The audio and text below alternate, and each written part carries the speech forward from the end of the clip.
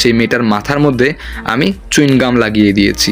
মানে যেই মেয়েটা আমাকে অপমান করছিল ওই মেয়েটা। আমরা তিনজনেই কিরে ভাই এই মেয়ে এই জঙ্গলের মধ্যে কই থেকে এলো আর এত রাতের মধ্যে? আমরা দুজনই অবাক হয়ে গেলাম। তারপরে আমার দুই বন্ধু বললো, দোস্ত এখান থেকে কেটে পড়াটাই ভালো হবে। তারপরে আমি বললাম যে ঠিক আছে চল চল। যখনই দৌড়েতে ধরলাম হঠাৎ করে একটা রশির মতো রাস্তা থেকে উঠে পড়লো, আমাদের পায়ের মধ্যে লেগে আমরা তিনজনই পড়ে গেলাম। তারপরেই হঠাৎ করে 5-6টা ছেলে আসলো রুম থেকে বেরিয়ে, আমাদের হাত পা একদম বেঁধে রাখলো। তারপরে হঠাৎ করে সেই মেয়েটা সামনে আসলো, চোখে একদম পানি ভরা, মাথায় হিজাব। তবে এই মেয়ে তো মাথায় হিজাব পরে না, কেন যেন কি হলো। তারপরে সেই মেয়েটা কান্না করতে করতে বলল, এত বড় সর্বনাশ কেন আমার করলি? কেন আমার মাথার মধ্যে চুইনগাম লাগিয়ে দিলি? কি ক্ষতি করছিলাম আমি তোর?